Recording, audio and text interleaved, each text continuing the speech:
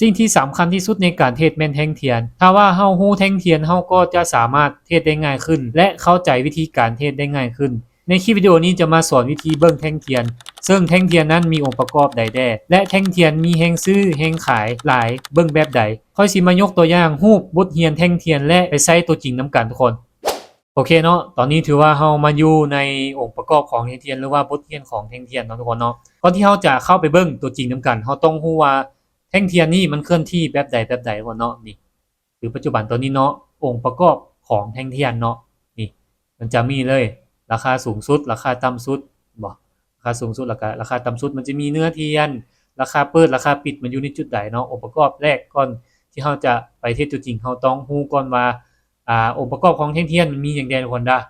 นี่ขั้นตอนแรกเนาะนี่ราคาเปิดของแท่งเทียนแท่งเขียวทุกคนเดี๋ยวสิมาอธิบาย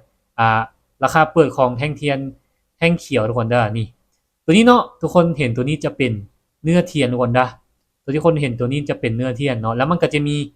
ไส้เทียนทุกคนเนาะไส้เทียนอยู่เทิงแล้วก็ไส้เทียนโตอยู่กองเนาะราคาเปิดของมันจะอยู่กองแล้วขึ้นไปหาเทิงทุกคนเนาะราคาต่ำสุดของมันจะอยู่ในจุดต่ำสุดของปลายไส้ทุกคนนี่แล้วก็ราคาสูงสุดของแท่งเทียนสีเขียวก็คืออยู่ปลายสุดของไซคอนด้านี่จะอยู่ปลายสุดของไซคอนเนาะแท่งเทียนเนาะจะเกิดเป็นแนวนี้ทุกคนมันจะเกิดราคาอยู่นี่เนาะแล้วมันขึ้นไปทุกคนขึ้นไปแล้วมันจะขึ้นไปหาในจุดสูงสุดแล้วมันลงมาเนาะบอกแล้วมันจะลงมาหาในจุดต่ำสุดแล้วมันจะขึ้นไปมาปิดราคาอยู่นี่ทุกคนเนาะนี่ราคาปิดของมันจะอยู่ในจุดเทิงทุกคนแท่งเทียนสีแดงทุกคนคือกันเนาะแท่งเทียนสีแดงเนาะแต่ว่ามันจะอยู่ในจุดเทิงราคาเปิดของมันจะอยู่ในจุดเทิงทุกคนเนาะนี่ราคาสูงสุดก็จะอยู่ในจุดเทิงคือกันทุกคนเนาะนี่แล้วก็ราคาต่ำสุดก็จะอยู่ในจุดปลายไซส์อยู่กองให้ทุกคนแท่งเทียนสีแดงทุกคนเนาะราคาเปิดเนาะมันจะอยู่ในจุดเทิงเป็นบ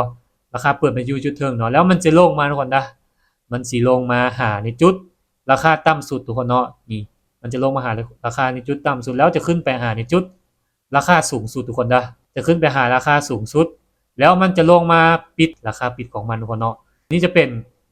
แท่งเทียนสีแดงทุกคนจะเป็นแท่งเทียนสีแดงเนาะเดี๋ยวเรามาเข้าตัวจริงน้ำกันก่อนเดี๋ยวเข้าไปเบิ่งตัวจริงน้ำกันเลยว่าแท่งเทียนสีแดงกับแท่งเทียนสีเขียวนี่ราคาเปิดราคาปิดมาอยู่ในจุดไหนเนาะเดี๋ยวไปเบิ่งตัวจริงน้ำกันทุกคนโอเคทุกคนตอนนี้ถือว่าเรามาอยู่ในกระดานแพลตฟอร์มของเอกเทศแล้วทุกคนเดี๋ยวสิมาเทศตัวจริงน้ำกันเนาะนี่คือปัจจุบันตอนนี้เห็นบอกทุกคนสังเกตว่ามีแห่งขายโคตรหลายทุกคนเนาะเป็นแท่งเทียนนี่ว่าชัดเจนหลายเนาะนี่ราคาเปิดจะอยู่ในจุดเทิงเนาะแท่งเทียนสีแดงลงมาแล้วมันจะปิดราคาอยู่จุดต่ำสุดทุกคนนี่แท่งเทียนสีเขียวคือกันทุกคนแท่งเทียนสีเขียวเนาะมันจะเคลื่อนที่จากกองขึ้นไปหาเทิงทุกคนนี่แท่งเทียนสีเขียวเนาะจะเคลื่อนที่จากจุดต่ำสุดขึ้นไปหาจุดสูงสุดทุกคนเห็นบ่ราคาแท่งเทียนสีเขียวเนาะราคาแท่งเทียนสีเขียวจะเคลื่อนที่จาก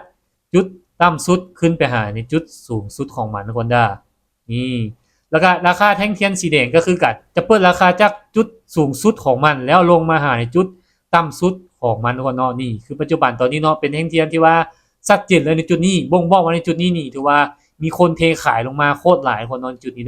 นี่เขาสิมาออกให้ทุกคนจาก1ออเดอร์2ออเดอร์ให้ทุกคนเบิ่งกับการเทตามแท่งเทียนทุกคนเนาะถ้าว่าแท่งเทียนในจุดนี้มีแห้งขายเข้ามาหลายเขาจะจัดขายลงมาทุกคนอ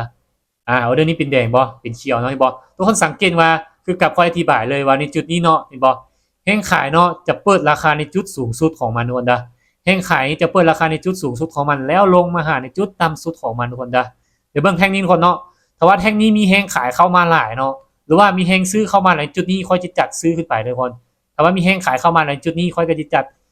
ขายลงมาทุกคนออเดอร์นี้ถือว่าบ่มีทุกคนเนาะถือว่าข้ามก้อนก็ได้ทุกคนถือว่าข้ามก้อนได้เพราะว่าในจุดนี้อยากซื้อขึ้นไปอยู่คนเนาะอยากซื้อขึ้นไปอยู่แต่ว่าเป็นแท่งเทียนที่ว่าบ่ค่อยชัดเจนปานใดคนเนาะเขาจะรอท่าแท่งเทียนเป็นแท่งเทียนที่ว่าชัดเจนกว่านี้คนเขาสิรอท่ามันเป็นแท่งเทียนที่ว่าชัดเจนกว่านี้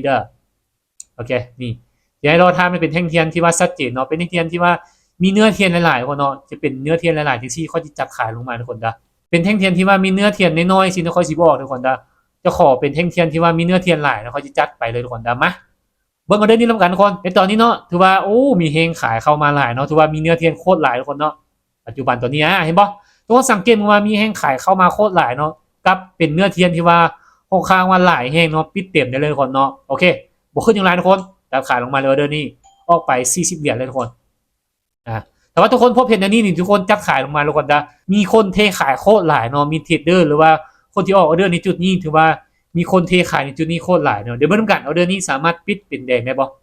100%ทุกคนสามารถปิดเป็นแดง100%ในจุดนี้เนาะเพราะในจุดนี้ทุกคนสังเกตมึงเลยว่าคือกับค่อยอธิบายด้วยเนาะว่าในจุดนี้มีเนื้อเทียนโคตรหลายทุกคนเนาะเห็นบ่มีเนื้อเทียนโคตรหลายแล้วโอกาสที่มันจะปิดเป็นแดงได้นี่ให้อยู่100%เลยทุกคนเด้อเดี๋ยวเบิ่งกันออเดอร์นี้3 2 1สวยงามเห็นบ่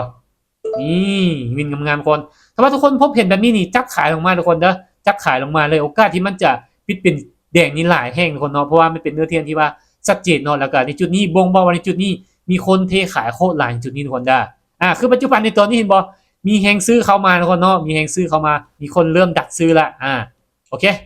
เอาเดี๋ยวนี้จะขอซื้อซะทุกคนนะขอซื้อซะเด้อตามเท่งเทียนทุกคนเนาะเท่งเทียนปิดเต็มเนาะจากราคาต่ำสุดขึ้นไปหาในจุดสูงสุดของมันทุกคนเด้อโอเคเดี๋ยวเบิ่งเอาเรื่องนี้กันจะสามารถปิดเป็นเขียวได้บ่ได้แน่นอนได้แน่นอนเป็นเรื่องเขียวที่ว่าชัดเจนหลายเนาะเดี๋ยวเบิ่งกันจะสามารถปิดเป็นเขียวได้บ่นี่ในจุดนี้นี่ถือว่ามีคนเทซื้อหลายเนาะกับในจุดนี้มีคนเทขายลงมาแต่ว่าปัจจุบันตัวนี้เริ่มมีการเทซื้อขึ้นไปแล้วทุกคนเนาะเริ่มมีการเทซื้อขึ้นไปแล้วนี่เห็นบ่วินมา2เลยทุกคนง่ายๆทุกคนเนาะถ้าว่าทุกคนพบเห็นแท่งเทียนแบบนี้นี่จับซื้อจับขายเลยเนาะเพราะว่าเป็นแท่งเทียนที่ว่าชัดเจนเนาะนี่แหละทุกคนในการเทศเนาะเขาจึงว่ามันสำคัญเนาะถ้าว่าเฮาฮู้เบิ่งแท่งเทียนมีโอกาสที่ว่าเขาจะสามารถสร้างกำไรได้เลยทุกคนเนาะในจุดนี้นี่คนยังพยายามเทขายจุดราคาลงมาทุกคนเนาะกับประมาณนี้ทุกคนเนาะในคลิปวิดีโอนี้ทุกคนนะทุกคนก็ลองไปศึกษาเบิ่งหาความรู้เบิ่งทุกคนเนาะแต่ว่าทุกคนฮู้พื้นฐานของแท่งเทียนและองค์ประกอบของแท่งเทียนนี่มีโอกาสที่ทุกคนจะหาเงินในตลาดได้เลยทุกคน